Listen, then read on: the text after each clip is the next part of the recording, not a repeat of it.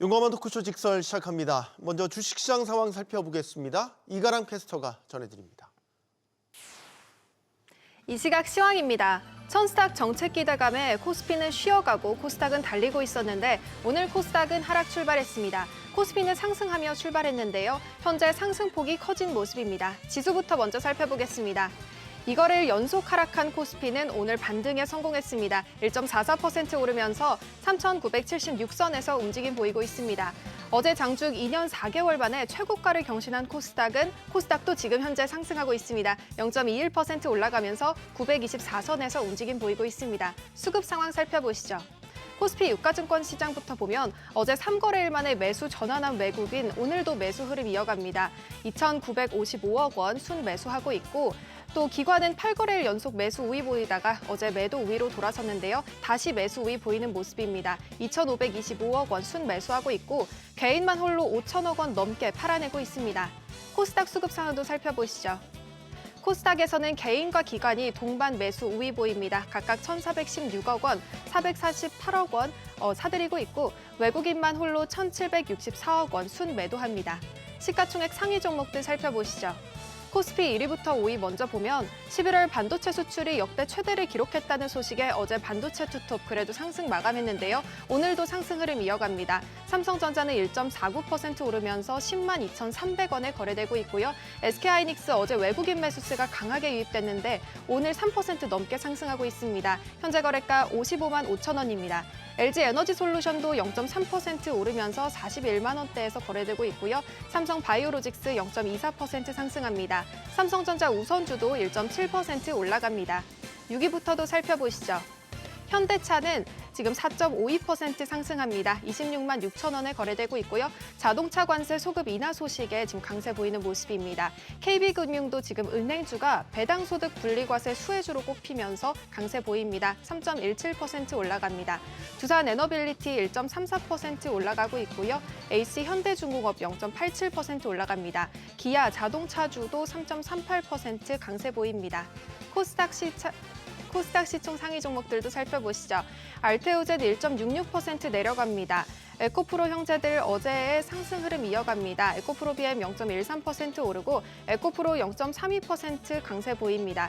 ABL바이오는 0.1% 소폭 상승하고 있고요. 레인보우 로보틱스 0.82% 올라갑니다. 코스닥 6위부터도 살펴보시죠. 리가캔바이오 2.4% 내려가고 코오롱 티슈진도 5.27% 하락합니다. 펩트론 9% 넘게 지금 하락하고 있고요. 일라일리와 기술평가 연장 가능성에 어제 하락세에 이어서 오늘도 하락합니다. HLB는 어제 3% 넘게 상승했는데 오늘도 3.4% 올라갑니다. 삼천당제약 2.89% 강세 보이고 있습니다. 특징 종목 살펴보시죠. 오늘 특징 종목은 자동차 부품입니다.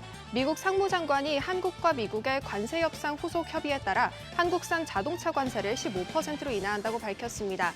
자동차 수출이 호조를 보인 점도 투자 심리를 자극했는데요. 11월 자동차 수출은 13% 넘게 증가했습니다. 자동차 테마 강세 보이며 자동차 부품주들도 상승합니다. 한국 PIM 5.33% 올라가고 THN도 7% 넘게 상승하고 있습니다. 다음 특징 종목으로 넘어가 보시죠. 다음은 유리기판주입니다. 아이비전웍스의 유리기판 특허 출원 소식이 호재로 작용하고 있습니다. 이번 특허는 유리기판 마이크로 크랙 결함을 정밀하게 검출할 수 있는 기술인데요. 기판 파손을 예방할 수 있는 핵심 검사 기술이라고 합니다. 이에 아이비전웍스는 29.97%, 30% 가까운 급등세 보이고 있고요. 태성 또한 어제는 보합 마감했는데 오늘은 반등에 성공했습니다. 7.72% 올라갑니다. 외환시장 살펴보시죠. 환율이 다시 1,470선을 올라섰죠. 오늘 환율은 1,471원에서 출발했습니다. 달러원 환율이 당국의 외환 수급 안정 대책에도 불구하고 상승한 모습입니다. 외환 당국의 발표에도 실제 달러 매도 물량이 많이 나오고 있지 않다는 의견이 많습니다. 오전 9시 30분 기준으로는 소폭 상승한 1,473원에 거래됐습니다. 지수 다시 살펴보겠습니다. 코스피 1.53% 올라갑니다. 현재 3,980선에서 움직임 보이고 있고요. 코스닥 0.26% 올라갑니다. 924선에서 거래되고 있습니다. 지금까지 시장 상황 전해드렸습니다. 네, 계속해서 시장의 다양한 이슈들을 풀어보는 시장 따라잡기로 이어갑니다. 인베스 자산운용 주식운용본부 염정이사 나오셨습니다. 안녕하십니까? 네, 안녕하십니까? 장초반 상황 한번 보죠. 일단 코스피가 오늘 반등은 하고 네. 있습니다. 근데 모르겠어요. 또 오후에 어떻게 바뀔지. 일단 예. 장초반 상황 짚어주시죠. 네, 장초반 상황 말씀하신 대로 어제 미국장이 하락 마감을 하면서 시장은 약간 혼조세를 보일 것으로 예상을 했지만 장초반 코스피 시총 상위 종목들 어제 같은 경우 금요일장부터 어제장까지 상당히 좀 낙폭이 좀 있었기 때문에 그에 따른 반등세가 좀 나타나 보이고요. 오늘 삼성전자, 하이닉스 중심으로 반도체, 투톱 모두 다 상승세 이어지면서 코스피 시총 상위 종목의 많은 종목들이 오늘 큰 폭의 상승세를 보이고 있습니다. 현대차가 지금 4% 넘게 상승 나타내고 있고요. 금융주들 중심으로도 KB금융, 신한지주 2에서 3%대 강세, 그리고 대부분의 종목들이 좀 상승세를 보인다라는 부분으로 일단 지수는 다시 한번 3,970선 위로 올라간 모습이고요. 그리고 어제 같은 경우에는 코스피 쪽에서 일단 어제 같은 경우뿐 아니고 오늘도 지금 코스피에서 외국인들은 순매수를 이어가고 있다는 점이 단기간에 일단 하락분을 다소 좀 메어가는 모습입니다. 네. 상반되게 코스닥은 오늘 장초반 하락 출발을 했는데요. 외국인들이 오늘 대거 다시 또 매도에 나타나면서 장초반 특히나 제약바이오 시총 상위 종목들 중심으로 낙폭이 좀 강하게 나타났습니다. 그런 분위기에서 지금 10시 이후로 시장은 다소 좀 돌리고 있는 모습인데요. 코스닥도 다시 한번 플러스로 돌아서면서 시장이 다소 안정세를 좀 찾아가는 분위기가 아닌가라고 생각이 듭니다. 네, 사실 오늘 코스피의 반등은 좀 의외인 면도 있죠. 간밤 미장에서 3대 지수 모두 빠졌고 빠진 원인이 우리 입장에서도 상당히 유쾌하지 않은 네네네. 사실 엔캐리 트레이드 공포가 다시 고개를 들었다는 것. 네. 이건 상당히 우리 장에도 부담 요인 아닙니까? 네, 아마 우리 시장뿐 아니고 앞으로 12월을 가장 좀 집중적으로 지금 볼 수 있는 변수다라고 볼 수 있는데요. 엔캐리 트레이드 현상에 대해서 우리가 한 차례 좀 크게 됐죠. 예, 충격을 네, 받았었기 기었죠. 때문에 네, 이런 부분에서 엔캐리 트레이드에 대한 리스크는 12월에 좀 노출되어 있다라고 말씀드리겠습니다. 지금 일본의 2년물 국채 금리가 17년 만에 1%대로 올라섰고요. 그리고 이에 따라서 일본의 10년물 국채 금리 역시도 큰 폭으로 상승을 했습니다. 10년물 국채 금리는 1.865%로 상승을 하면서 17년 만에 가장 높은 수준까지 올라왔고요. 네. 이에 따라서 미국 국채 금리라든지 독일 국채 금리 등 주요국의 국채 금리들이 동반해서 상승한 모습입니다. 엔캐리 트레이드 이제 12월 19일 날 일본의 금리에 대한 결정 여부가 나오는 상황인데요. 그러다 보니 앞으로 12월을 FOMC가 먼저 있긴 합니다만 지금 12월을 마무리하는 단계에서 일본이 만약에 기준금리를 인상할 경우에 이에 따른 글로벌 자금 이동, 엔캐리 트레이드에 대한 위험도는 시장에서 노출되어 있다라고 좀 볼 수 있겠습니다. 네. 12월 산타랠리를 기대했었는데 엉뚱하게 또 잠재돼 있던 이슈 엔캐리 트레이드가 지금 불상을 한 상태입니다. 11월 우리 코스피장의 특징을 보면 조정도 조정이지만 변동성이 참 컸다는 거죠. 여러 가지 네. 불확실한 이슈들이 이제 한꺼번에 돌출되면서 나타난 결과인데 12월은 어떨까? 이 모든 이슈들이 좀 정리되고 금리도 내리고 뭐 셧다운도 이제 끝났고 한 차례 폭풍이 지나가서 이제 좀 12월 산타랠리 기대해도 좋나 싶었는데 또 새로운 변수들이 네. 지금 일어나고 있단 말이죠. 네. 그럼 12월도 좀 불안하다는 느낌을 갑자기 또 갖게 되고. 네, 12월도 뭐 그리 편한 달은 되지 않을 거라고 생각은 듭니다. 네. 글로벌 이슈는 말씀하신 우리가 이야기했던 대로 대규모 글로벌 자금 이동에 대한 부분이 있기 때문에 어제장 같은 경우에도 다시 한번 비트코인 가격 그리고 위험 자산에 대한 일단 회피 심리, 현금 보유에 대한 시장의 투심은 여전히 좀 살아있는 상황이다라고 볼 수 있겠고요. 그러다 보니 우리 지수뿐 아니고 미국 지수도 11월 하락 추세에서 빠르게 반등이 나오지 못하고 있는 상황이고요. 우리 지수 같은 경우도 비슷하게 저는 12월은 일단 박스권 장세로 예상을 하고 있습니다. 코스피 네. 같은 경우에 빠르게 반등을 나오면 좋겠지만 지난주 금요일부터 이어졌었던 코스닥 강세 분위기가 어제까지는 유효했었거든요. 네. 오늘은 좀 엇갈린 흐름을 좀 보이긴 합니다만 그리고 11월 말부터 그러니까 11월 마지막 금요일부터 해서 보여준 현상이요. 최근에 이제 제가 항상 거래대금을 말씀을 드리는데 네. 코스피 거래대금이 11조대로 떨어졌습니다. 어제 금요일하고 월요일장에서 코스피가 11조대 거래대금, 가장 거래대금이 높았었던 때가 이제 11월 초 기준으로 했을 때 29조까지 올라갔었거든요. 그리고 절반 이하로 떨어졌네요. 절반 이하로 떨어졌고요. 상대적으로 코스닥도 어제 그리고 금요일장에서 11조를 기록했습니다. 코스피와 코스닥이 거래대금이 거의 유사한 모습입니다. 예. 한동안은 이 코스닥 쪽으로의 거래대금 수급 이동이 나타나지 않을까라고 좀 예상을 하는 바이고요. 정부에서 코스닥 활성화 대책이 아직까지는 명확하게 공개된 바는 없습니다만 네. 시장에서의 12월의 기대감은 좀 남아있는 상황이다. 그래서 코스피와 코스닥의 거래대금 역전 현상이 계속해서 일어날 수 있을지에 대한 부분은 우리 내재적인 또 이슈다라고 좀 보고 있습니다. 또 외인이나 기관이 예를 들어서 매수세가 수그러들면 개인들이 이제 나선다. 이 과정하에서 정부의 정책 랠리까지 힘이 실린다. 예. 코스닥 활성화 정책이 발표된다. 그럼 코스닥 쪽으로 수급이 확 쏠릴 가능성도 있는 거 아닌가요? 네, 말씀하신 대로 12월은 아무래도 전반적으로 거래가 아주 활발한 달은 아닙니다. 뭐 네. 산타랠리 이야기는 있습니다만 실제로 12월은 거래일 수도 다소 좀 줄어들고요. 그리고 아무래도 기관 투자자라든지 외국인 투자자들도 포지션을 어느 정도는 좀 정리하는 달이다라고 인식을 하고 있기 때문에 특히나 이제 월 말로 갈수록 거래는 다소 줄어들 가능성이 크다. 그러면 한정된 수급 속에서 시장은 움직일 것이고요. 그리고 아무래도 이제 코스닥 쪽으로 수급이 쏠리다 보면은 종목별로 상당히 좀 종목 장세가 나타날 가능성이 큽니다. 그 안에서의 좀 활발한 움직임이 나타날 경우에는 코스닥 쪽에 대한 개인들의 관심도 그리고 기관 투자자들이 지난주 금요일부터 해서 코스닥을 지속적으로 좀 매수를 하고 있는 모습을 보이거든요. 기관 투자자들 역시도 월말까지 이제 12월 말까지 이어지는 어떤 코스닥에서 수익률 게임에 좀 직접적으로 참여하지 않을까라는 생각이 좀 듭니다. 네. 종목 게임처럼 양상이 펼쳐진다면 예를 들면 2차 전지 섹터는 네. 좀 헷갈리더라고요. 예를 네. 들어서 2차 전지 섹터가 업황이 뭐 되게 사이클이 좋다거나 그런 건 분명히 아닌데 네.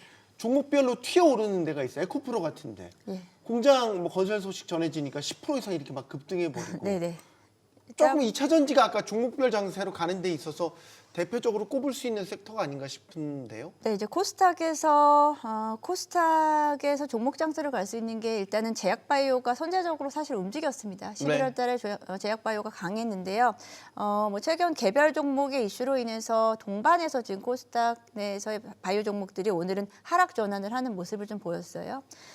그리고 상대적으로는 어제 이제 에코프로 BM이 급등을 했는데 그렇다고 해서 2차 전지 섹터 전체적으로 모든 종목이 다 어제 강세가 나탔던 것은 아니기 때문에 말씀하신 대로 에코프로는 다소 수급의 이슈가 좀 크게 지금 작용을 할 수 있는 12월이 될 것 같다는 생각이 들고요.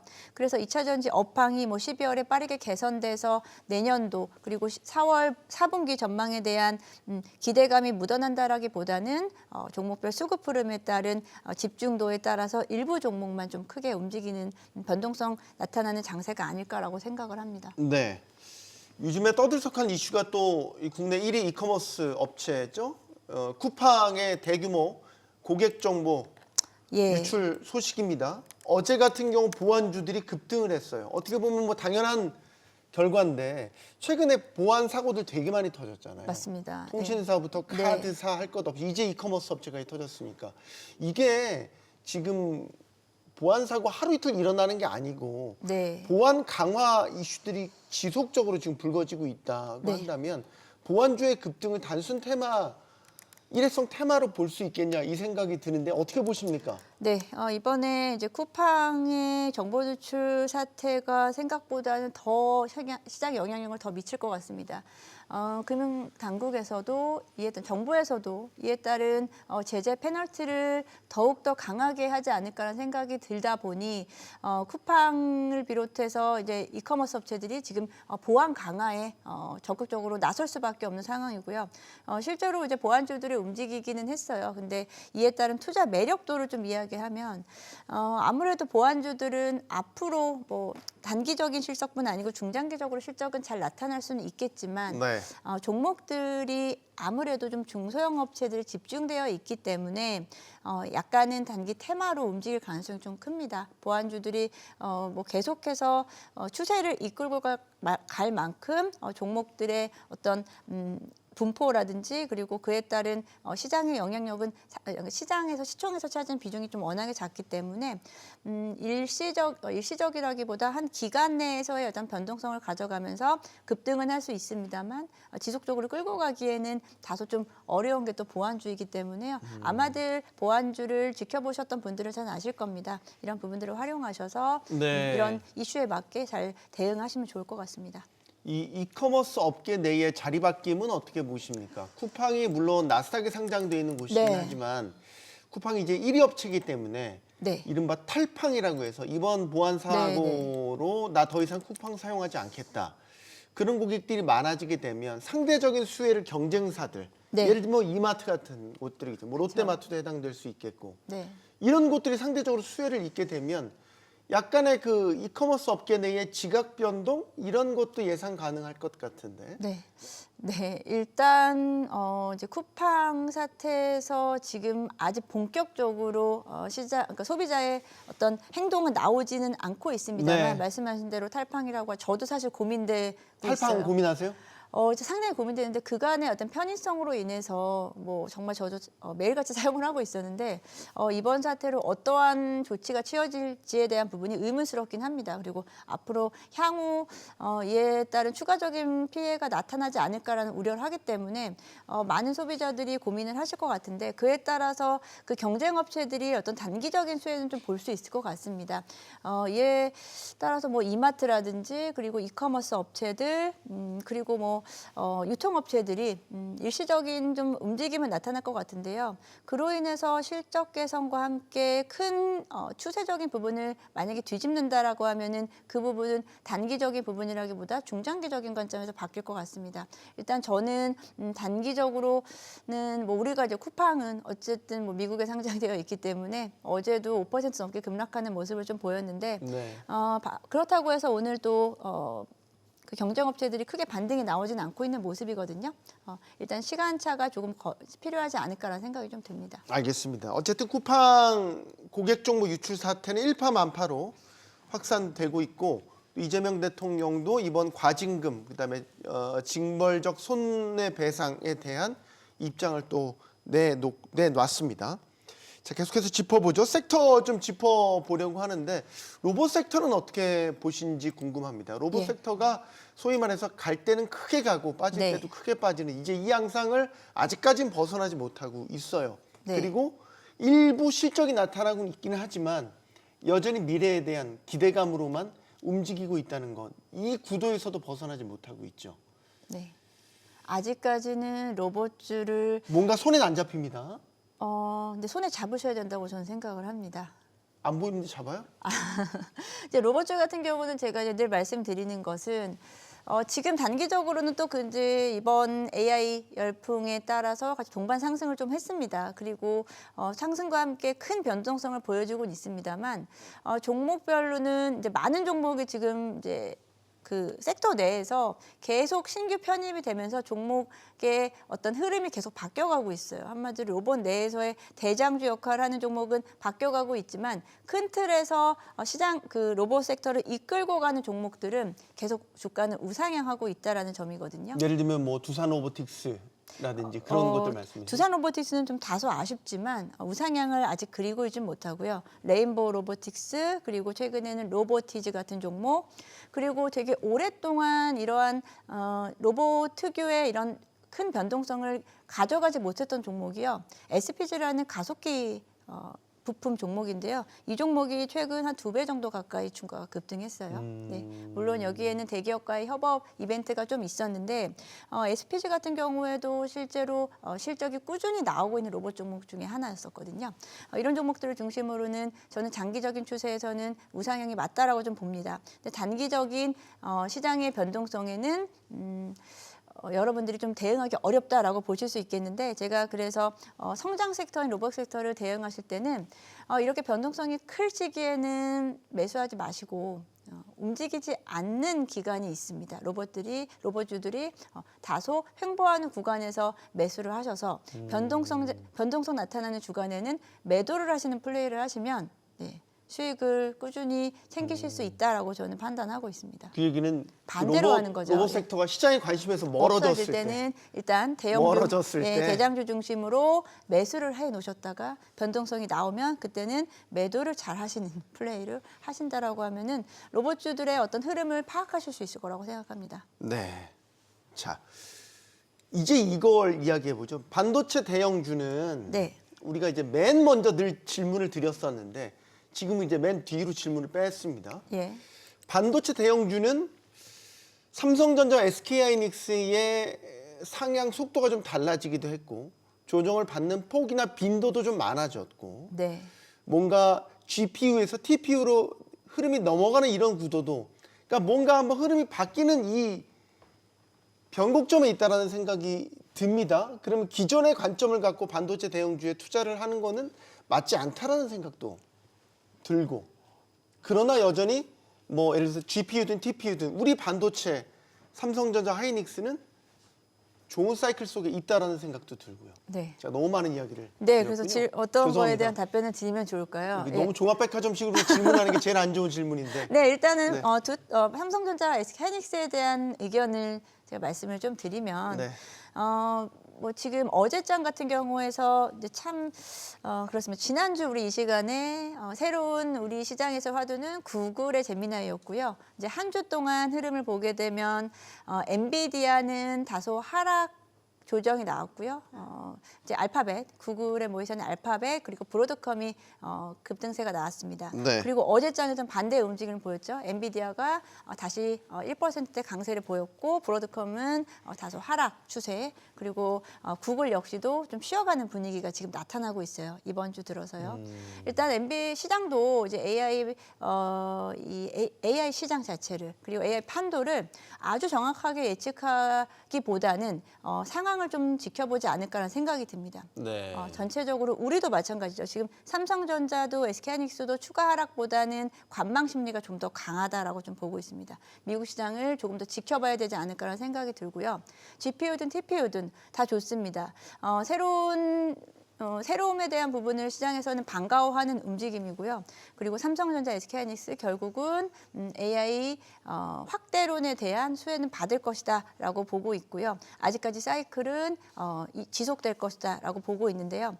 삼성전자와 SK하이닉스만 보게 되면은 최근에 변동성은 SK하이닉스가 훨씬 큽니다. 네. 상대적으로 삼성전자가 상당히 견조한 흐름을 보이고 있다는 것이고요.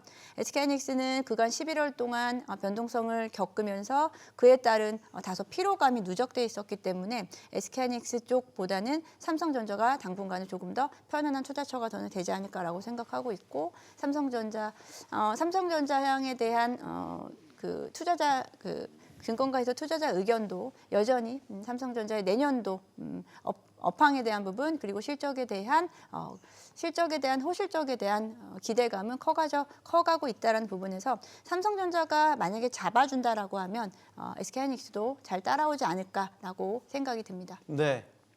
주식 시장이 조금 흔들리니까 대체 자산 시장이 다시 네. 또 관심을 받고 있어요. 금값이 네. 조정을 받는가 싶더니 다시 온스당 4,200달러. 네.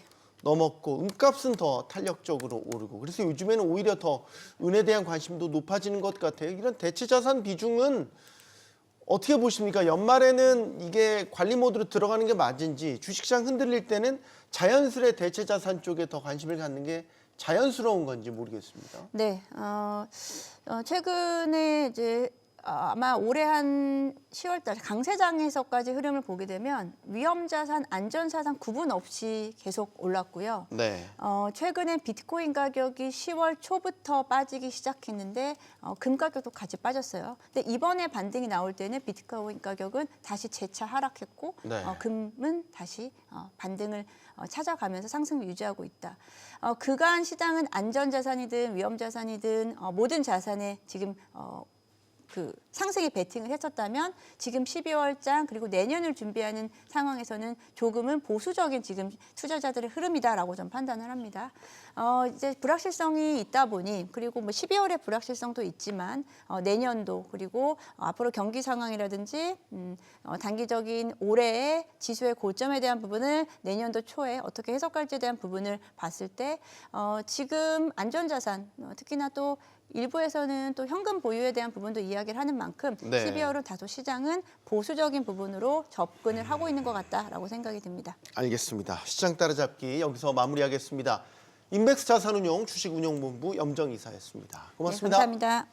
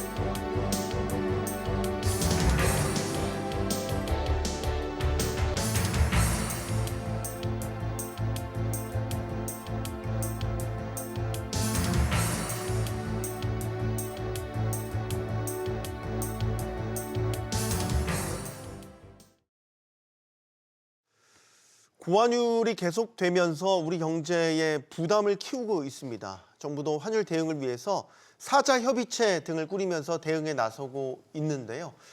하지만 상승세가 좀처럼 수그러들지 않고 있습니다. 자, 이런 가운데 개인들의 해외 주식 투자를 원인으로 지목한 당국자들의 발언에 여론마저 싸늘해졌습니다. 내년에도 달러 원 환율이 1,400원대에 머물 것이라는 전망이 나오고 있는데 자, 안정시킬 방법은 없는지 지금부터 다시 한번 이야기를 나눠보겠습니다. 함께해 주실 분들 소개해드리죠. 숙명여대 경제학부 강인수 교수 나오셨고요. 고려대 국제학부 최우진 교수, 동국대 국제통상학과 현정환 교수 나오셨습니다. 안녕하십니까? 네, 안녕하세요. 용감한 토크쇼 직설은 SBS 비지 뉴스 앱과 유튜브에서 실시간으로 시청할 수 있습니다. 자, 환율이 계속 오르고 있습니다. 환율이 오르면 이게 금융시장에만 영향을 미치는 게 아니라 우리 실물 경제에도 본격적인 영향을 미치게 됩니다. 좋은 쪽이 아니라 나쁜 쪽으로 말이죠. 대표적인 게 물가죠. 11월 소비자 물가 지수가 발표됐는데 계속해서 환율 영향을 받는 그런 흐름들이 포착이 되고 있습니다. 대표적으로 요즘에 그 주유들 다 하시죠? 네, 휘발유값 꽤 올랐습니다. 네. 근데 국제유가가 그러면 많이 올랐냐? 그게 아니라 국제유가는 그나마 안정적인데 환율 때문에 지금 국내 휘발유 가격이 이렇게 많이 올랐다. 이렇게 물가가 전반적으로 자극을 환율 때문에 받게 되면 상대적으로 더 취약하게 영향을 받는 게 우리 저소득층, 취약계층들이 더 크게 영향을 받게 되죠. 그렇죠. 아무래도 뭐 지금 휘발유가 말씀하셨지만은 국제유가 자체 이제 소폭 그래도 하향하고 있거든요. 네. 그래서 배럴당 뭐 두바이 같은 데 한 66달러 조금 넘는 선에서 형성되었는데 환율 때문에 국내 그 기름값은 리터당 지금 한 1,700원도 넘고 뭐 1,800원 정도 육박하고 있고 그런데 네. 지금 뭐 유가라고 하는 게 사실 서민한테 직접 거의 자동차가 이제 필수품처럼 돼 있기 때문에 네. 당연히 서민들한테도 큰 영향을 미치고 전반적으로 이제 에너지가도 올라가고 또 뭐 여러 가지 이제 식재료들 이런 것들도 환율 영향 때문에 좀 올라가니까 아무래도 이제 생활 필수품에 해당하는 것들에 대한 지출이 늘어나는데 아무래도 뭐 지갑이 얇은 서민층들이 타격이 클 수밖에 없는 것 같습니다. 네. 당장 뭐 해외 여행 가시는 분들은 직격탄을 맞죠. 유학생, 주재원들은 뭐 환전 소요가 늘 있기 때문에 지금처럼 고환율에는 뭐 2중, 3중에 충격을 받게 됩니다. 그런데 우리가 일상생활을 살아가는 데 있어서도 계속 고환율은 소위 말해서 환율이 적정 수준 이상 올라가면 올라갈수록 우리는 그만큼 가난해지는 거지 않습니까? 예, 맞습니다. 그리고 그 이제 교수님께서 말씀해 주셨다시피 네. 정확하게 그 취약 계층한테 더 큰 영향을 가는 것도 맞는 것 같습니다. 그래서 이제 연구가 이제 여러 가지들이 이미 유명한 연구들이 있는데요. 네. 그 이제 그 소득 분위기가 하위 계층인 경우에는 전체 소득에서 상대적으로 소비재, 준내구재의 비중이 높고 아무래도 소득 계층의 상위 계층은 서비스 분야의 지출이 높은데 즉 여가 생활을 한다던가 문화 생활을 한다던가 이러한 서비스 분야의 지출이 높은데 이 분야는 환율에 직접적인 영향을 받는 것은 아니고 그리고 뭐 신발이라든가 의류라든가 말씀하셨던 유가라든가 이런 부분들은 정확하게 수입되어 오는 지점에서 환율의 영향을 1차적으로 맞는 부분인데요. 특히 이제 소득 분위기가 하위 계층들이 특히 지금 상태에서는 그 중국으로부터 수입되는 뭐 예를 들어 뭐 다른 나라로부터 수입되는 네. 이 수입 그 제조업 품목의 소비가 높기 때문에 직접적으로 영향을 받습니다. 그 우리나라에 대한 연구는 없는데 이제 멕시코에 대한 가장 유명한 연구가 하나 있는데요.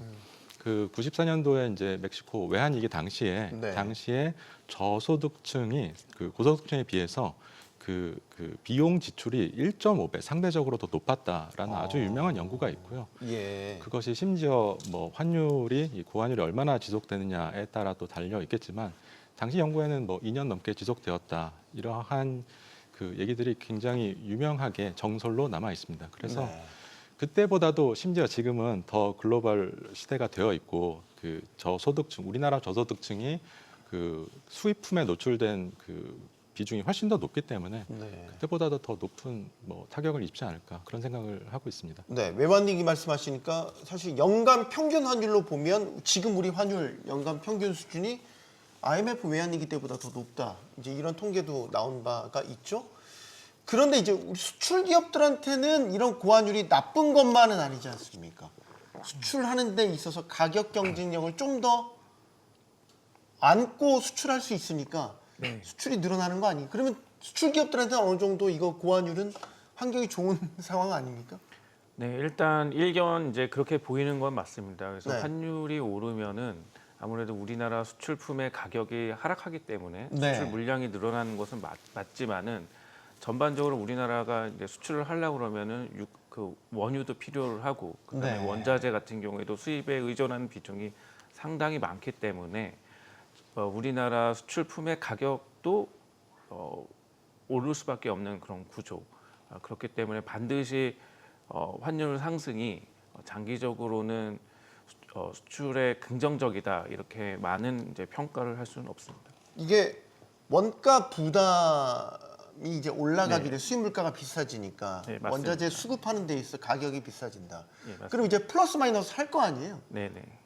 원가 부담이 있더라도 수출 가격이 유리해지니까 수출량이 늘어날 수도 있는 거고 네, 아니면 맞습니다. 원가 부담을 경쟁력 있는 제품이면 수출 가격에 좀 더 전가시킬 수도 있는 거고 이게 네, 이제 맞습니다. 궁금한 게 득실을 따져보면 지금 우리 상황에서 이런 고환율이 수출 기업들한테는 득실 중에서 득이 더 큽니까? 실이 더 큽니까? 그게 이제 산업별로 이제 틀릴 텐데 아무래도 그 지금 자동차 산업이나 뭐 반도체 산업 같은 경우에 그리고 그 그런 산업 같은 철강 이런 산업 같은 경우에는 네. 우리나라가 굉장히 좀 경쟁력을 많이 갖춘 그런 상태이기 때문에 예. 아무래도 환율 상승에 따른 어떤 원자재 가격 상승에 대한 부담을 좀 이겨낼 수 있는 그런 처지에 있지만은 그렇지 않은 산업 같은 경우에는 좀 이제 어려운 상황. 그래서 산업 양극화를 좀 촉진할 수 있다. 그런 부작용을 장기적으로 유발할 수 있다. 이렇게 평가할 수 있습니다. 네.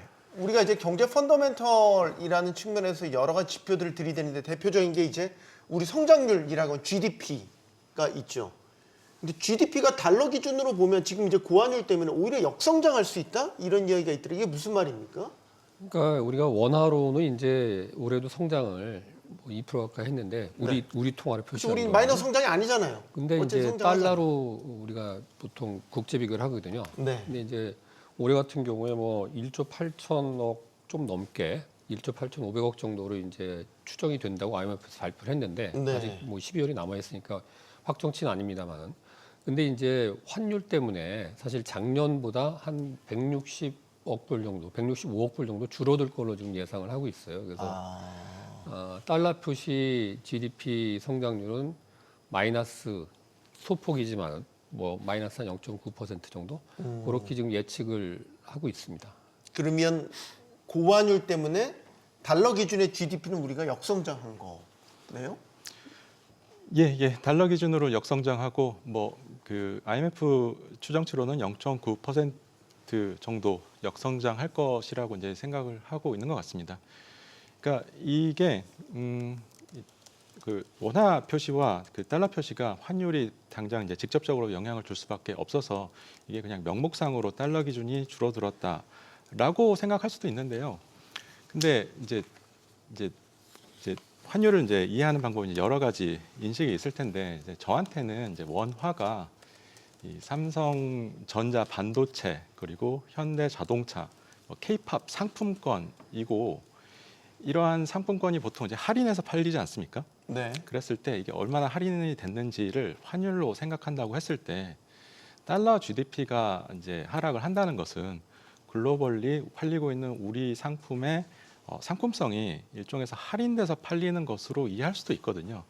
그런 관점에서 봤을 때 뭐 원화 표시 GDP가 맞다, 달러 표시 GDP가 맞다라는 거 이제 여러 가지 이견이 있을 수는 있지만 이제 이게 환율이 워낙 변동성이 크기 때문에 할인율이 왔다 갔다 하기 때문에 일반적으로 얘기할 수는 없지만 이 고환율이 지속되는 경우에 우리나라 상품에 대한 그 상품성 그에 따라서 구매력이 이어지지 않는 식으로 해석할 수도 있습니다. 어렵긴 하지만 어쨌든 환율이 다 발목을 잡고 있는 건 똑같군요. 예, 환율이 그러니까 원인이라기보다는 우리 상품성이 낮아진 환율이 결과라기보다 원인에 따라서 GDP에 영향을 미친다기보다는 우리나라 GDP가 이렇게 된 결과를 반영한다라고 생각하시는 것도 저는 맞는 직관이라고 생각을 합니다. 알겠습니다. 그럼 지금 이렇게 환율이 계속 튀어오르는 이유가 뭘까? 원인 분석을 요즘 참 많이 하거든요. 하나씩 짚어보겠습니다. 정부의 생각은 이런 것 같습니다.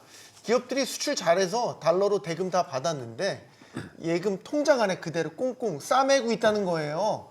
시장에 달러 풀고 원화로 바꿔서 달러도 좀 많이 공급하고 해야 되는데 벌어놓은 달러를 계속 손에 쥐고 있으니 환율이 오르고 있다. 일단 이 얘기부터 해보죠. 교수님 맞아요? 네, 기업들이 달러 손에 쥐고 안 풀고 있습니까? 정말 좋은 지적이십니다. 그래서 지금 한 달 동안에 우리나라 5대 은행의 기업 달러 예금이 21% 증가를 했습니다. 그래서 수출은 굉장히 지금 호조거든요. 그래서 달러가 우리나라에 많이 들어오는 건 맞는데 이제 기업들이 그 달러 자금을 우리나라 외환시장에서 원화로 바꾸지 않는 이런 현상이 갑작스럽게 지금 나타나고 있는 것입니다. 그런데 그러면 왜 그럴까 지금 생각을 해보면은 우리나라가 이제 그 미국과 이제 통상 협상을 해서 지금 3,500억 달러에 해당하는 저희가 투자를 해야 되는 그런 상황에 있거든요. 네. 그러니까 기업들 입장에서는 어차피 미국에 투자할 돈 원화로 바꾸지 말고 그냥 달러로 가지고 있자, 예비 수요로 가지고 있자 이런 그 판단이 작용했을 가능성이 굉장히 큰 상황이고 네. 그리고 또 한 가지는 지금 환율이 오르고 있기 때문에 달러 예금의 금리가 굉장히 높습니다. 그래서 4%가 넘어가거든요. 근데 그걸 원화로 바꿔서 예금을 통장에 넣어놓으면은 3%예요. 그래서 지금 이거를 그냥 달러를 갖고 있는 것이 1% 정도의 금리 차를 그쵸. 더 금리를 가져갈 더 수 있군요. 얻을 수 있는 그런 상황이기 때문에 기업 입장에서는 지금 섣불리 달러를 원화로 바꿀 이유가 없는 상황이 되겠습니다. 이거는 그 추세적으로 봐도 달러 값이 더 비싸질 거라고 기업들은 지금 예상을 하고 있는 판단의 결과라고 봐야 되나요? 그렇죠. 지금 이제 사실 뭐 아까 기업들 얘기만 했지만은 달러가 이제 강세인 이유, 우리 입장에서는 원화가 약세인 이유가 사실 이제 구조적으로 여러 가지가 작용을 해요. 네. 지금 말씀하신 이제 대미 관세 협상에서 3,500억 불, 그 중에 이제 2,000억 불은 뭐 10년에 걸쳐서 연 200억 불씩 현금으로 지금 투자하기로 한 거.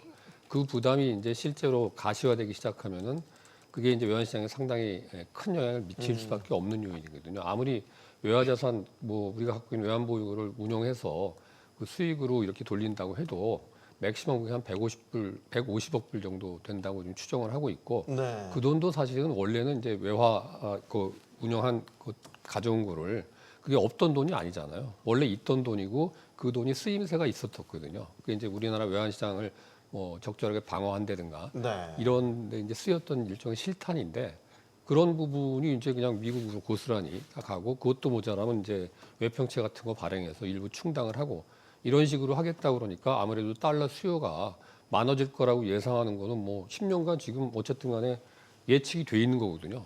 그러면 당연히 뭐 달러가 그렇게 쉽게 약세로 우리 입장에서 보면 떨어질 가능성도 없고 지금 말씀하신 이제 그 금리 차 그게 지금 우리는 이제 안 내렸고 미국은 조금 내렸지만은 12월 달에 이제 10일 날인가 그때 FOMC에서 이제 내릴지 말지 뭐 요거를 결정을 하는데 그게 영향이 상당히 클 것 같긴 해요. 그러나 내리면 조금 괜찮아질까요? 조금 괜찮아질 거로 예상은 하죠. 아무래도 금리 차가 줄어들면은 지금 금리가 역전된 상태인데 미국이 더 높거든요. 한 네. 1.5% 정도. 그러니까는 자금이 이제 그쪽으로 몰려갈 가능성들이 많았고 실제로 그렇게 되었었는데 그게 격차가 줄어들면은 아무래도 좀 빠져나가는 돈이 덜하지 않을까 이렇게 이제 예측은 하는데 네. 그것만으로 결정되는 건 아닌 것 같아요. 여러 가지 또 다른 요인들, 뭐 트럼프가 지금 집권해서 여러 가지 뭐 관세 포함해서 감세 정책 등등 또 확장적인 재정을 하겠다 이런 얘기도 하고 있어서 일종의 이제 트럼프 트레이드 같은 현상이 좀 나타나고 있는 것도 강세 요인으로 작용을 하고 있고 또 반면에 이제 우리나라는 뭐 사실 미국에 비해서 그 통화량 M2라고 하는 거의 증가율이 한 2배 정도 좀 빨리 풀렸거든요. 그래서 네. 돈을 아무래도 많이 푸니까 돈값이 없어지는 거죠. 네. 그래서 이제 그런 것들 종합적으로 감안했을 때 달러화가 이렇게 쉽게 약세로 돌아설 가능성은 크지 않다라고 지금 대부분 다 보고 있는 것 같습니다. 저는 근데 궁금한 게 이게 진짜 핵심 코어냐 이거예요. 그러니까 최근에 뭐 협의체 통해서 정부 당국자가 한 이야기를 들어보면 몇 가지가 있는데 그 중에 하나가 이제 환율 압박을 하는 하나가 이제 기업들이 달러를 안 푼다. 이제 그건데 그게 정말 중요한 이유냐 이거죠. 예, 그 이제 나라 전체로 보는 이제 대차 대조표를 보면은 네. 지난 그 3, 4년간 그 사실은 기업의 대외 투자, 그 해외 직접 투자 그리고 그 매출 채권에서 발생하는 달러들을 가지고 들어오지 않는 부분들이 굉장히 급격하게 늘은 것은 사실입니다. 그리고 근데 뭐 기업들뿐만 아니라 그 개인 투자자, 그 서학개미로 대표되는 민간 투자자 그리고 심지어 국민연금마저도 그러니까 우리나라 자산에 대한 투자보다는 대외 자산에 대한 투자 규모가 굉장히 빠르게 늘어나고 있고요. 그 중에서도 이제 기업 부분이 유보하고 안 가지고 들어오고 있는 이 부분도 네. 이제 계량화해서 정확히 뭐 몇 대 몇이다라고 뭐 단언할 수는 없지만 상당히 큰 요인으로 작동하고 있는 것은 맞는 것 같습니다. 이게 이제 예전 같으면은 그 저희가 이제 외환을 관리하는 게 외환 집중제에서 시작을 해가지고 사실상 이렇게 기업이 해외에서 발생한 매출 채권 같은 부분들을 그 자유롭게 운영할 수 있는지가 아주 그 오래된 것은 아닙니다. 그래서 뭐 2004년만 해도 해외 매출 채권이 그 외국환 그 시행령에 따라서 외국환 관리법 시행령에서 그 1년 6개월 안에 가지고 들어왔었어야 됐거든요. 아, 그래요? 그게 6개월 안에 가지고 들어왔었어야 됐고 그게 이제 완전히 폐지된 게 2017년입니다. 얼마 안 됐네요, 예, 정말. 생각보다 10년치 얼마 안 안 됐고, 됐네요. 예, 그래서 그 예전 기사들 찾아보시면 뭐 삼성전자가 외국에서 벌어온 뭐 당시에 핸드폰 팔고 반도체 팔아서 발생하였던 이 달러 매출들이 그 한국에 들어올 때 그 우리나라 환율이 출렁였던 그런 기사들이 있거든요.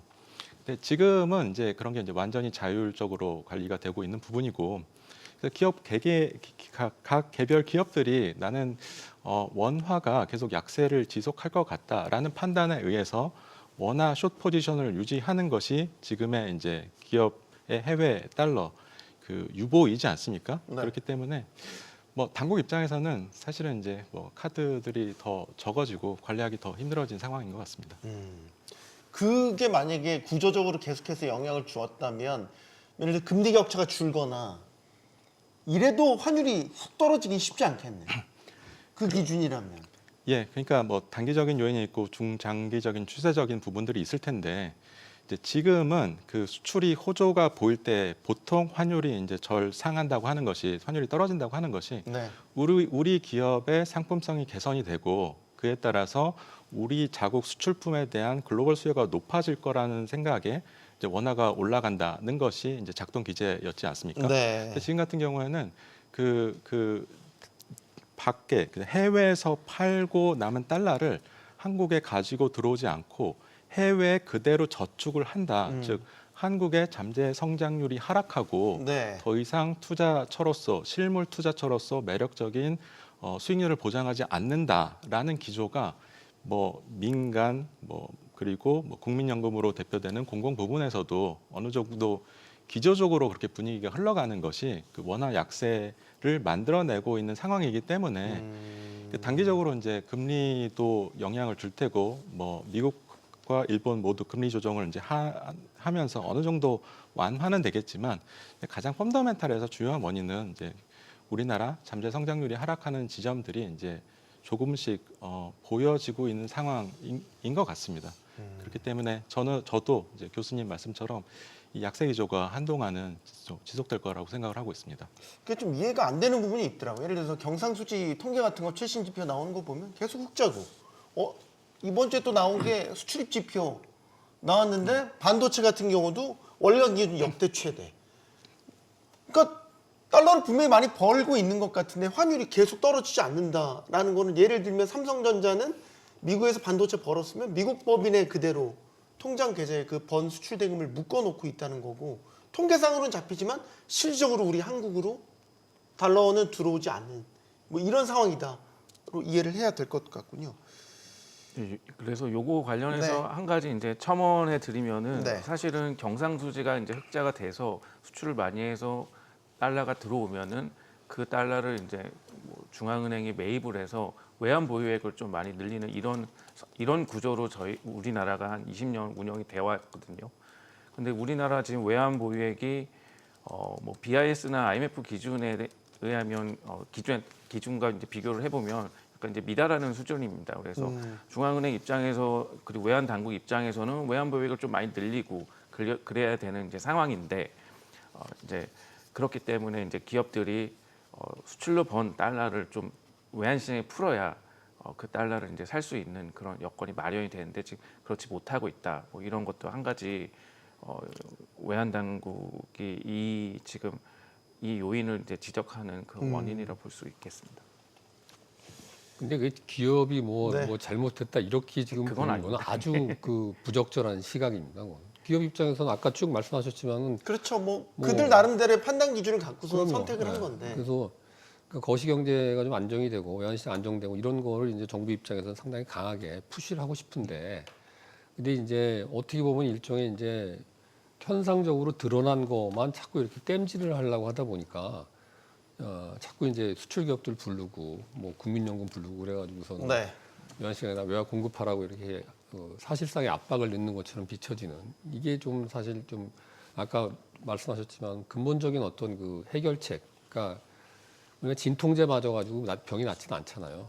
그러니까 치료를 제대로 받아야 되는데 네. 치료는 이제 별로 그런 언급이 없어요. 아까 잠재 성장률 포함해서 우리나라의 어떤 매력도나 이런 걸 높일 수 있는 방안 같은 것들이 그런 게 자꾸 좀 뭐 어렵더라도 시간이 걸리더라도 그런 얘기를 하면서 이제 그쪽 방향으로 좀 이끌어 나가야 되는데 지금은 일단은 그냥 그 달러가 부족하니까 환율이 1,500원 넘어가면 어떻게 하냐? 너희 가지고 있는 돈 내놔라. 뭐 이런 식으로 이제 물어붙이면은 그게 이제 이게 나중에 뭐 환차손이 난다든가 이럴 수도 있는데 그럴 경우에 이제 책임은 또 뭐 정부가 지는 건 아니거든요. 그러면 이제 기업 입장에서는 뭐 열심히 여기에다가 반도체가 됐건 뭐가 됐건 팔아가지고 돈을 벌었는데 또 미국에다 투자는 또 뭐 엄청나게 해야 되고 그러면은 여기서 바꿨다가 다시 또 바꿔서 나가려면 이중으로 그게 지금 비용이 되게 드는 상황이 될 수도 있기 때문에 네. 상당히 이제 어떻게 보면 좀 보수적으로 환 관리를 기업들 입장에서는 지금 하고 있는 것 같습니다. 미국 주식들 다 갖고 계십니까? 요즘에 또 정부가 지적하는 것 중에 하나가 이게 서학개미들의 해외 투자가 너무 많아져서 이것도 환율을 올리는 이제 자극하는 요인이다. 이제 이런 취지로 발언을 한 게 또 논란이 되기도 했습니다. 여기에는 얼마나 공감하시는지 최 교수님. 정말 이게 심각한 걸까요? 그러니까 뭐 방금 또 말씀드렸다시피 네. 규모로 봤을 때 이제 규모가 이 시기에 따라서 뭐 국민연금이 더 많이 나간 때도 있고 성학개미들로 대표되는 이제 민간 투자자들이 해외에 그 리스크는 있지만 수익률이 높은 자산으로의 투자로 나간 부분들이 그 더 높은 시기도 있었습니다. 그렇기 때문에 전반적으로 봤을 때 이게 제가 말씀드리는 뭐 규모가 거의 GDP의 뭐 10%, 15%에 해당하는 규모이거든요. 네. 그 지금 이제 대조표를 봤을 때 뭐 기업의 직접 투자라든가 뭐 주식, 채권, 외환 보유액, 은행 부분이 모두 대외 순 투자자로 돌아섰습니다. 그것이 23년, 24년, 25년에 일어났던 상황들이거든요. 그렇기 때문에 이러한 과정에서 이제 성학개미들이 그 일정 부분 어느 정도 이러한 환율의 절하 압력을 만들어내는 그 자본이 나가는 방향으로 작동했던 것은 맞다고 생각이 됩니다. 정량적으로 그렇게 보일 수밖에 없고요. 네. 네, 다만 지난번에도 이제 말씀을 드린 적이 있는데 이제 우리나라가 대외 자산 관리를 굉장히 못하는 나라였거든요. 그래서 심지어 매년 이제 경상수지로 벌어들이는 달러를 재테크를 못 해가지고 다 뭐 날려버리는 식의 운용이 거의 10년, 15년간 지속이 됐었었는데 이 그 수익률이 높은 그리고 사후적으로 굉장히 성공적이었던 미국의 주식 투자를 했던 서학개미들이 이러한 대외 자산 포지션을 어느 정도 그 아주 부정적이지 않고 긍정적으로 밀어 올리는 힘을 했던 것도 사실이거든요. 그렇기 때문에 뭐 여러 가지 이제 득실이 있는데 이제 정부 당국에서도 이제 하는 총재나 이제 부총리께서도 이것이 이제 우려된다는 것이 근본적으로 그 방향을 막겠다라고 이해하기보다는 기조적으로 KDI에서도 최근 보고서가 나온 바가 있습니다. 수익률이 높은 해외 투자 자산을 활용할 필요가 있다라는 보고서가 나온 적이 있고 이러한 부분에 모든 뭐 관료나 한국은행이나 기조적으로 동의는 하되 급격한 뭐 원화 절하에 따른 충격 같은 부분들은 조금 이제 완화해서 보자 뭐 이 정도 수준으로 이해해야 되지 않을까 싶습니다. 근데 이제 정부는 증권사도 불러서 실무회의도 했고 그럼 뭔가 이제 조치할 것 같다. 그럼 아까 교수님 말씀하셨던 진통제 처방을 또 여기에도 거의 왠지 그런 할 것 같습니다. 같은. 네. 그러니까 뭐 예를 들면 장 초반에 뭐 9시에 이제 주로 이제 환전을 많이 환전 하는데 수요가 그거를 몰리니까 분산해라. 분산시켜라 뭐 예를 들면 이런 거 그게 이제 일시적으로 이렇게 확 물리는 거를 좀 분산시키는 효과는 있겠지만은 마찬가지로 어차피 바꿔야 될 돈인데 그게 약간의 이제 뭐 이렇게 좀 스프레드하는 이런 효과는 있을 수 있을지 몰라도 그렇게 한다고 해서 지금 뭐 근본적인 게 달라지는 건 아니거든요. 그래서 정부 입장에서는 어쨌든 간에 뭔가를 해야 될 것 같고 뭐 이런 약간의 조바심도 좀 작용하는 거 아닌가 뭐 그런 생각이 좀 듭니다. 한편으론 그렇게 만약에 이런저런 견제책을 두게 되면 사실 이제 세금 해외 주식 그 양도세 강화 뭐 이 얘기 나왔다가 또 다들 막 화들짝하고 굉장히 큰 논란이 빚어졌죠. 그렇게 되면 그럼 해외 주식 투자 덜 해서 환율 오르는 거 좀 덜한가? 그 접근 방식 자체가 좀 올드하고 구시대적이다 이제 이런 식의 비판들도 있었어요. 교수님은 어떻게 보세요? 네, 맞습니다. 그래서 아까 그 뭐 기업 예금에 대한 그런 규제 그런 것도 마찬가지고 지금 이제 서학개미의 뭐 주식 투자에 대해서도 마찬가지인데 약간 좀 행정적인 좀 자본 통제 느낌이 좀 들거든요. 그래서 어떤 뭐 시장을 통한 그런 시장 친화적인 조치는 아니다 이렇게 판단을 할 수 있고 그 세금을 양도세를 늘린다 하더라도 그 최종적인 세후 수익률이 국내 투자하는 것보다 높다면은 당연히 투자를 하겠죠. 예, 그래서 지금 중요한 건 아까 이제 최 교수님도 말씀하셨지만 우리나라 저성장 문제가 굉장히 심각하기 때문에 그 기업들의 어떤 그 투자 수익 그게 낮아졌고 그렇기 때문에 우리나라 국민들이 이제 해외에 투자를 하는 거고 외국의 투자자들은 우리나라를 어느 정도 외면하는 거고 최근에도 지금 보면은 우리나라가 외국에 많이 투자하는 것도 있지만은 네. 외국인 투자 자금이 빠져나가는 것도 굉장히 크거든요. 그럼 어떻게 하면은 외국인 투자를 늘릴 것인가 여기에 좀 더 주안점을 둬서 정책 설계를 할 필요가 있습니다. 네. 사실 지금 정부는 전방위적인 수단을 모두 동원할 움직임까지 보이고 있습니다. 최근에 국민연금이 포함된 협의체도 만들어서 국민연금 자산의 운용 방식에 대한 좋은 말로 이제 포장을 잘했던 뉴 프레임워크라는 이제 이런 이야기도 했습니다. 뉴 프레임워크 안에 뭐가 들어갈까? 예를 들면 뭐 전략적 환해지를 확대한다라든지 뭐 이런 방안들. 통화 수합도 지금 논의된 거 보면 올해 말까지 체결된 거 더 연장할 것 같죠? 뭐 이런 방안들이 지금 논의되고 있는 것 같아요. 국민연금 자산이 워낙 크잖아요. 예. 세계에서도 탑3 안에 꼽히는 연기금이다 보니까 이 국민연금이 움직이면 뭔가 환율 안정에 있어서 확실한 효과를 볼 수 있지 않을까 생각도 드는데요. 예. 그러니까 국민연금이 이제 그 외환 보유액을 제치고 그러니까 외환 보유액 한국은행과 그리고 한국투자로 대표되는 이 기재부가 기재부의 영역인 한국투자공사의 이 대외 자산을 넘어서는 이제 단일 주체로서는 우리나라 외환시장에 이제 가장 큰 영향을 미칠 수 있는 플레이어로 이제 올라왔고요. 그렇기 네. 때문에 이제 책임이 더욱더 더 높아지는 상황이고 그리고 많은 분들이 이 국민연금이 그 대외 투자를 어떻게 하느냐에 따라서 뭐 환율뿐만 아니라 뭐 복지나 그 미래 세대의 소득의 측면에서도 이제 굉장히 중요한 여러 가지 역할들을 요구하고 있습니다. 그 이제 말씀하신 이제 프레임워크 중에서 이제 해지 부분도 이제 다시 이제 얘기가 나오고 있는데요. 이제 개인적으로 이 지점에 대해서는 약간 우려가 되는 부분이 있습니다. 네. 그러니까 국민연금이 그 예전에는 대외 투자를 이제 많이 안 했었었고요. 지금 들어서 이제 뭐 주식 투자, 채권 투자가 거의 전체 운용 자산의 30%, 40%를 가깝게 이제 올라온 상황인데요. 그러니까 2015년 전에는 이렇게 대외 투자로 나가는 해외 주식과 채권 투자들이 다 그 해지를 걸고 나갔었거든요. 근데 2015년까지 이제 해지를 하고 나갔었어야 되는데 당시에 운용했던 규모가 대략 약 100조입니다. 근데 지금은 그 국민연금이 가지고 있는 해외 포지션이 500억 달러가 넘어가는 수준이거든요. 대략 700조가 넘어가는 수준이거든요. 네.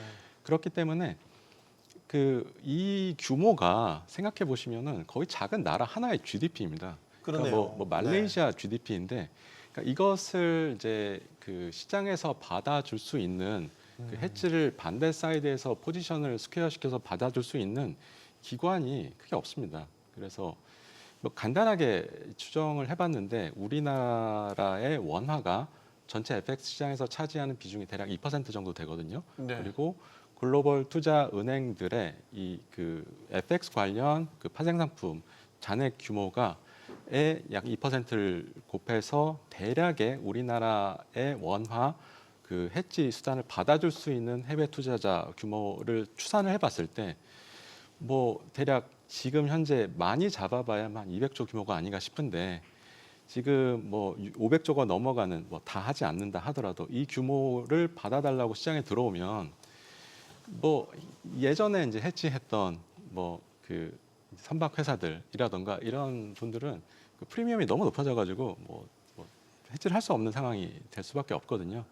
그래서 이러한 논의가 이제 환율이 이제 그 굉장히 변동성이 심한 상황에서 그리고 그 고환율 기조로 가는 상황에서 여러 가지 테이블에 나와서 논의될 수 있는 아젠다는 맞는데 이 정도 규모는 그냥 차라리 그냥 고정환율제를 하는 것이 맞다. 고정환율제요? 예. 우리 고정환율제 못 하지 않아요? 고정환율제가 아니죠. 고정환율제가 아니죠. 아닌데 500조를 해지해서 나간다라고 하는 것은 아, 그럴 바에는 차라리 그냥 고정환율제를 고정환율제를 받는 게 낫다. 테이블에 올려놓으셔야 하는 것 같은데요. 라는 뭐 것입니다. 말할 정도의 규모라는 여파가 것입니다. 있을 예, 거다라는 예, 거. 예, 우리가 예. 이제 환해지라는 게 좀 어려운 개념이긴 하지만 환율이 일정 수준 이상으로 올라가게 되면 기준 환율을 정해놓고서 그 이상으로 올라가면 선물환이라고 해서 예. 미리 정해놓은 가격으로 매도하는 거잖아요. 예, 그러니까 추후에 있을 환율의 변동성을 제거해서 리스크를 스퀘어시켜서 그러니까 해치를 해가지고 네. 환율 변동에 따른 수출 대금 다시 그 국민연금의 자산 운영의 규모가 왔다 갔다 하지 않게 하자는 것이 취지지 않습니까? 네. 그러면은 그게 고정 환율제 취지하고 맞거든요. 그래서 뭐 조금 볼드한 주장이긴 합니다만, 네. 그러니까 중국 위안화 같이 그러니까 반고정으로. 예, 그러니까 그러니까 국민연금 해지한다는 것이 결론은 쉬운 일은 아니다. 그 국민연금 정도 되는 플레이어면은 개인이 어디 가서 해지하는 것과는 차원이 다르다. 나라의 그 GDP의 4분의 1 되는 규모를 해지하려고 들어가는 것이다. 그렇기 때문에 그 현실적으로 구현이 아주 쉽진 않고 뭐 어느 정도 이제 뭐 일부 부분 한다던가 그래도 이제 다른 해지를 수요하는 뭐 아까도 말했지만 상선이라던가 이런 부분들의 충격은 꽤 있을 것으로 생각이 됩니다. 해치를 하는데 사실 이제 지금 규모 자체도 워낙 크기 때문에 제대로 하기도 어렵고 뿐만 아니라 이제 지금 2014년까지 하다가 그 이후에 이제 안 하고 있거든요. 우리 안 했던 건 아닌데 그때 이제 국민연금에서 했던 얘기가 그렇게 하니 이게 수익률 관리가 안 돼서 그리고 이제 어떻게 보면은 국민연금 같은 경우는 상당히 이제 장기 투자를 하거든요. 네. 단타를 안 해요. 뭐 네, 하루에 사고 팔고 이런 거 안 하기 때문에 환율 변동이라고 하는 게 이제 자주 움직이기 때문에 그런 변동성이 커지면 한두 달 내에 막 큰일 날 것처럼 엄청난 손해가 날 것처럼. 근데 좀 길게 보면은 국민연금 같은 경우는 나름대로 어떤 가이드라인이 있습니다. 이 자산을 배분하는 뭐 몇 퍼센트 정도 이렇게 약간의 그 여유는 있지만 5% 내지 뭐 3% 이런 식으로 그건 있는데 근데 그럼에도 불구하고 이제 해지를 지금 정부에서 뭐 지금 생각하는 식으로 할 경우에 사실상 이제 어떻게 보면은 고환율이 지금이 이제 타이밍이 되게 중요하거든요. 네. 그거에서 손해를 안 보려면은 지금 해가지고서는 환율이 떨어져 줘야 되는데 만약에 안 떨어지면은 그럼 이제 환차손 같은 게 오히려 더 지금 환차 이익을 보고 있는 상태거든요. 국민연금 그게 상당히 큰데 옛날에 자연 해치를 했던 이유도 수익률 관리 차원에서 보니까는 길게 보면 우리가 단타 매매하는 것도 아닌데 결국에는 펀더멘털이 좋고 이런 거 중심으로 해서 투자를 하고 길게 끌고 가고 그리고 국민연금의 이제 지급이 본격화되는 시점 네. 그게 사실이 이제 앞으로 한 20년 정도 있어야지 이제 기금이 규모가 줄어들고 이렇게 되니까 그때 가서 많이 매도를 한다 그런 거거든요. 근데 지금 그 해치 같은 경우는 몇 달 앞에 환율 변동을 두고 나서 이제 미래 불확실성을 제고해서 선물한 매도하고 이런 걸 하는 거기 때문에 어떻게 보면 그 호라이즌도 안 맞아요. 그러니까 그때 가서 많이 매도해서 만약에 환율이 바뀌어서 환차손을 보게 되는 걸 방지하기 위해서 해치를 지금 해야 된다라는 게 저는 그렇게 크게 와닿지는 않더라고요. 그 교수님도 네, 비슷한 생각이세요? 근데 저도 뭐 전적으로 동감합니다. 그래서 국민연금 같은 경우에는 굉장히 보수적으로 그리고 어느 정도 이제 포트폴리오를 정말 적절하게 구성을 해서 그 보수적으로 해서 일정 수익률을 목표로 해서 그 수익률을 내야 되는 그런 기금이거든요. 네. 그래서 국민을 위한 정말 그 연기금인데 그 연기금을 어떤 환율 정책 수단으로 이용한다라고 하는 것은 굉장히 잘못된 발상이다. 그래서 정말로 정부가 어떤 기금을 활용을 해서 환율을 안정화시키고 싶다면은 뭐 외평채 기금이나 아니면 다른 특수 목적 기금을 만들어서 그 정책 수단으로 활용하는 게 맞다. 이렇게 볼 수 있습니다. 아까 저희가 그 M2 시중 통화량을 가지고 이제 이야기를 잠깐 강 교수님 해주셨잖아요. 네. 그러니까 우리가 예를 들어 코로나 기점으로 재정이 확 늘고 뭐 했던 것들이 이제 시중에 우리 광의 통화라고 하지 않습니까? 통화량이 늘어나면서 구조적으로 보면 달러 비교해도 우리가 통화량이 월등히 많이 늘어나면서 달러와 원화의 가치를 비교했을 때 우리가 계속 떨어질 수밖에 없다. 그 구조적인 원인을 아까 짚어주신 네. 거죠. 그 부분을 좀 자세히 설명을 해주실까요? 뭐 그냥 쉽게 얘기해도 그러니까 돈을 많이 찍어내면은 돈값이 떨어지는 거는 뭐 근데 달러도 당연한 많이 거거든요. 풀었잖아요. 달러보다 더 많이 풀었다니까요. 그리고 속도가 이게 증가하는 속도 자체가 빠르기 때문에 물론 이제 절대 규모로 보면 달러하고 우리하고 비교가 안 될 정도로 달러 금액이 큰 거는 맞지만은 체력에 비해서 그렇죠. 우리가 많이 체급에 풀었다는 비해서 거예요? 이제 우리가 너무 우리나라 원화는 이제 기축 통화도 아니기 때문에 사실은 이제 여러 가지로 그렇게 이 통화를 증발을 했을 때 네. 원화 가치 방어가 좀 안 될 수 있는 가능성은 좀 커지는 것 같거든요. 그래서 뭐 그게 다는 아닌데 네. 우리가 이제 재정이나 뭐 통화 정책 이런 거를 좀 완화적으로 확장적으로 이렇게 할 필요가 있을 때는 해야 되겠지만은 근데 이제 그것만 한다고 해서 그걸로 끝나는 게 아니고 이제 사이드 이펙트가 부작용이 이제 생기는 부분이 있을 수 있는데 그런 네. 것 중에 하나가 이제 돈이 너무 많이 풀리면은 우리나라 돈 값어치가 떨어져서 지금 환율이 지금처럼 뭐 급박한 위기 상황이 아님에도 불구하고 뭐 1,500원을 넘보는 이런 수준까지 지금 이게 지금 한 2달 넘게 지속이 되고 있는 상황이거든요. 1,400원대에서 왔다 갔다 하는 게. 그러니까 이렇게 오랜 뭐 2달이 뭐 아주 긴 기간은 아니라고 할 수도 있지만 그래도 1,400원이 넘는 수준에서 장중에 1,485원 정도까지 올라간 적도 있는데 정부가 여러 가지 형태로 약간의 뭐 구두 개입 비슷하게 하고 그랬음에도 불구하고 오늘도 안 떨어지거든요, 환율이. 그럼 이제 그러면은 이게 뭔가 좀 이게 이 거시 경제 전반에 있어서 필요한데 돈을 쓰는 건 맞지만은 조금 더 신중하게 이걸 좀 접근을 해야 되지 않나 이런 얘기도 좀 나와야 될 것 같아요, 저는. 그럼 우리도 미국 연준처럼 뭐 양적 긴축을 해야 되나요? 이제 우리 한국은행 양적 긴축 같은 거와 비슷한 게 있습니까? 그 카드가? 기본적으로 이렇게 말씀드렸던 광해 통화 M2가 늘어난 상황에서 그 한국은행의 대체 대조표가 확장되는 즉 그 통화 정책에 따른 그 시중의 유동성 공급에 따라서 양적 긴축이라고 말은 하진 않지만 그 같은 효과를 효과를 노리는 내는. 그 통화 정책을 운영하는 것은 맞고요. 그러니까 미국과 한국의 금리가 역전된 순간부터 환율이 절하하는 것을 어느 정도 용인할 수밖에 없는 어느 정도 버틸 수밖에 없는 기조였기 때문에 그리고 미국의 이자율 차에 따라서 한국의 통화량 증가가 그 미국보다 많았던 것도 뭐 놀랍지 않은 상황인데요. 다만 이제 운용하는 입장에서 시기에 따라 좀 다르겠지만 네. 약간은 좀 고민을 해야 될 지점이 딱 말씀하셨던 돈값이라는 표현이 너무 직관적이고 좋은 것 같은데 돈을 많이 풀었음에도 불구하고 돈의 양이 많아졌는데 돈의 가치가 가격이 여러 곳에서 매겨지지 않습니까?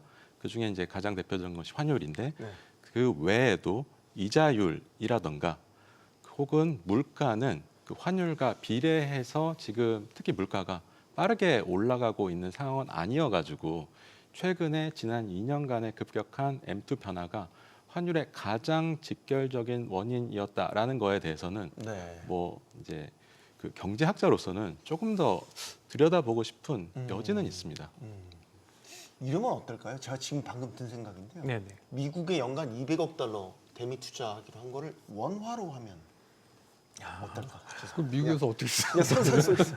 왜냐면 이제 시중 통화량이 너무 늘었다고 하니까 그런 식으로 이제 미국으로 이제 원화를 빼면 죄송합니다. 이게 의문이었습니다. 근데 그렇게 한다 하더라도 그만큼의 이제 통화를 또 발행을 해야 되기 때문에 원화의 가치는 또 하락할 것이고 거기에 따라서 이제 환율은 또 상승하는 그런 결과로 이어질 수 있습니다. 네. 이거에 대해서 그 역사 교훈이 있습니다. 뭡니까? 그 미국이 1차 세계 대전 이후에 전범인 독일에 마르크화로 그 배상금 전쟁 배상금을 부과를 했었거든요. 네. 그랬을 때 효과가 없었습니다. 그래서 그렇죠. 마르크화 가치가 그래서 땅바닥으로 떨어졌을 테니까 실제로 얼마든지 부과해라. 독일에서 같은 돈 뭐 배상하지 뭐. 맞습니다. 전쟁 배상금이라고 하는 것이 결국에 독일 생산품을 미국이 니네가 잘못했으니까 어느 정도 가져와서 미국에서 그것을 뭐 소비를 한다든가 누려야 되는데 이전이 안 된 아주 역사적으로 유명한 교훈이 있습니다. 그래서 원화로는 어려웠었을 것 같습니다. 네, 저의 의문이 역사적 고증까지 이어졌군요. 그 여쭤보고 싶은 게 이제 200억 달러가 나가는 거에 대한 해석이 좀 분분하더라고요. 정부의 설명은 이겁니다. 이게 이제 순수 200억 달러를 잔고에서 빼서 가는 게 아니라 우리가 1년간 예를 들어 외화 자산을 가지고 운영해서 나오는 수익으로 상당 부분을 대체하는 거기 때문에 우리 실질적으로 외환시장에 큰 부담이 없다라는 게 정부 설명이었거든요. 근데 이제 관세 협상 타결된 이후에 이제 환율이 본격적으로 뛰기 시작했단 말이죠. 그러면 정부의 어떤 설명과는 좀 반대 방향으로 가는 환율 흐름이 보이고 있다는 말입니다. 그러니까 연간 200억 달러에 대한 부담을 우리 외환시장이 얼마나 느끼고 있는지가 궁금해요. 이건 현 교수님께 먼저 여쭙겠습니다. 아, 예. 그러니까 200억 달러라고 하는 그 규모는 우리나라 외환 보유액이 4,100억 달러. 그래서 200억 달러는 한 5% 정도가 됩니다. 그래서 엄청나게 큰 규모라고 우리가 볼 수가 있고요. 그 200억 달러가 10년 동안 계속해서 차곡차곡 나가야 되는 그런 상황. 그래서 10년이면 굉장히 장기라고 우리가 볼 수가 있거든요. 그래서 장기적으로 200억 달러씩 외환이 빠져나가야 되는 그런 상황.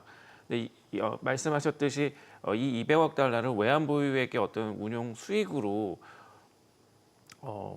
창출을 하려고 그러면은 네. 외환 보유 운영이 5%에 해당하는 수익을 매번 얻어야 되는 거예요. 그리고 그 5%만큼 원래는 외환 보유액이 차곡차곡 쌓여야 되는데 그러지 못하고 계속 빠져나가는 상황이에요. 5% 정도 늘 그쵸. 수익을 내야 됩니까? 예. 그런데 아까도 말씀드렸듯이 지금 우리나라 외환 보유액 규모가 뭐 세계 10위 정도 된다라고 하지만은 우리나라 GDP나 어떤 국제적인 기준에 비하면은 지금 상당히 좀 못 미치는 그런 수준이거든요. 그래서 이 전반적인 상황을 이제 놓고 본다라고 하면은 네. 장기적으로 환율이 상승하거나 아니면 최소한 하락은 하지 않을 거다. 좀 높은 수준을 머물 거다. 이런 이제 예측이 가능하고 지금 시장도 이런 예측에 기반해서 지금 어떤 판단을 하고 있다. 그렇게 생각할 수 있습니다. 결국은 200억이라는 부담 계속 누적해서 안고 있는 상태인 그렇죠. 것 같네요. 네. 지금 외환시장이 말이죠. 그리고 200억이 그냥 없던 돈이 갑자기 여기서 생겨서 그걸 주는 게 아니라니까요. 원래도 그 외화자산 운용을 해서 네. 발생한 아까 말씀하셨잖아요. 그 돈이 이제 원래 이제 쌓여야죠, 이렇게. 쌓여야 되고 외환 차곡차곡 쌓여야 그 되는데. 방어하는 데도 좀 일부 쓰이고 뭐 일부 쌓이기도 하고 이런 식으로 됐던 돈인데 지금 당장에 이제 외환 시장에 지금은 없는 돈이고 이제 수익 운용을 통해서 창출된 미래의 돈이기 때문에 네. 마치 이제 아닌 것처럼 지금 없으니까 이렇게 얘기는 할 수 있겠지만 이제 실질적으로는 사실은 뭐 외환보유에 영향을 주고 환율에 영향을 미칠 수밖에 없는 뭐 그런 상황인 것 같습니다. 네. 결국 200억 달러를 주기로 한 거는 우리 외환시장에 구조적인 부담이 될 수밖에 없다라는 게 대체적인 분석이신 것 같고, 하지만 이게 우리 잘못은 아닙니다.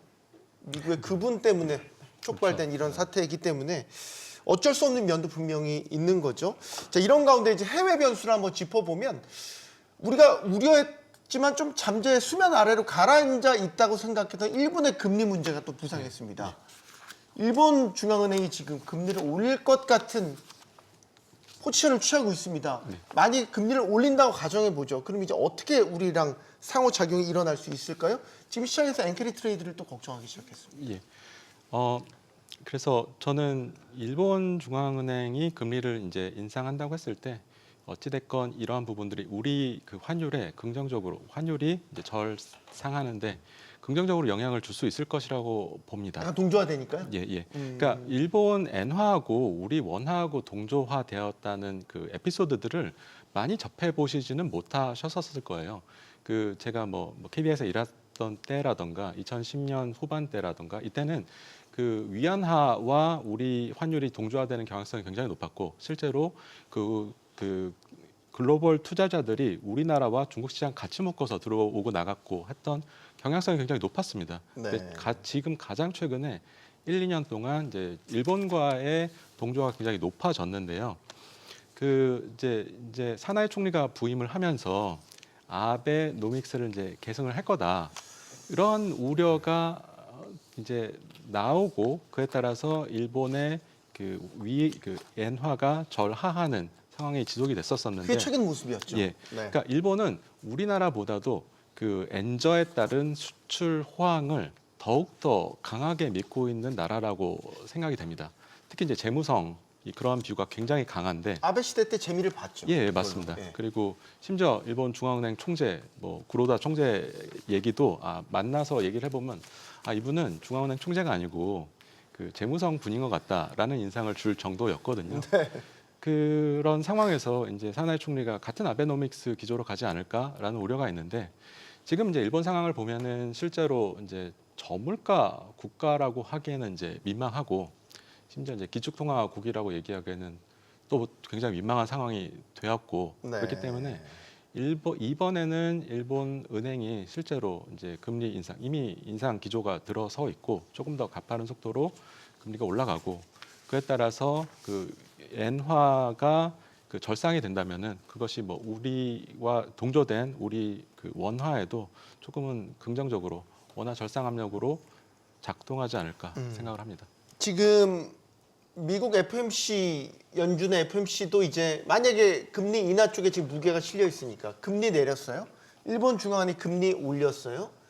이렇게 되면 이제 지금 환율의 수준이 우리가 걱정했던 1,500원 육박하는 이 수준에서는 조금 한숨을 돌릴 수 있는 수준까지 떨어지지 그럴 않을까 가능성이 뭐 이런 있습니다. 생각을 해보면 어떻게 네. 생각하세요? 저는 그렇게 생각합니다. 그러니까 실제로 일본은 올려주고 미국은 내려주고 그러면 이제 아무래도 우리나라 외환시장 사정이 조금은 긍정적으로 좀 예를 안정화될 들면 수 그러면 1,400원 밑으로 예를 들면 1,400원 1,300원 밑으로 후반대 그거까지는 아닌 것 같아요. 모르겠어요. 그러니까 이게 정확하게 예측하기 어렵지만은 지금이 뭐 한 1,470원 정도 되니까 지금 뭐 FMC가 한 열흘도 안 남았거든요. 네. 열흘 정도 있다가 한 거의 뭐 한 7, 80원 정도가 떨어질 거다라고까지 보기는 좀 힘들지 않나 싶습니다. 그래서 좀 1,400원대 뭐 한 초중반 정도 이 정도 1,400원 초중반대. 희망적으로 뭐 그 정도 다른 변수가 없다면은 네. 그 두 가지만 좀 발생한다면은 이제 그 정도 영향이 있지 않을까 싶습니다. 현 교수님은 어떻게 보세요?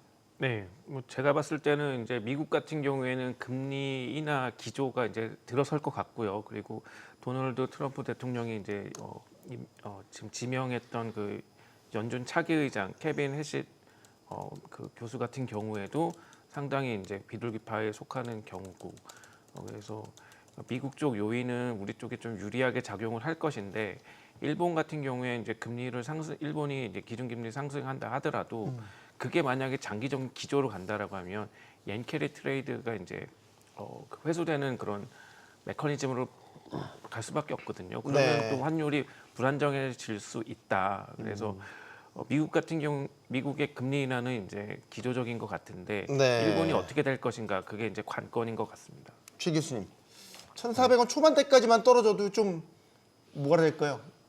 예. 당장 급한 위기는 좀 넘기는 것 아닌가 이제 어느덧 그런 수준까지 갔네요. 예. 그러니까 1,400원대 초반까지만 해도 제가 그 연락이 안 되던 뭐 사업하는 지인들이 전화를 많이 주세요. 그래요? 환율이 환율 높아서 걱정 너무 때문에? 힘들다고.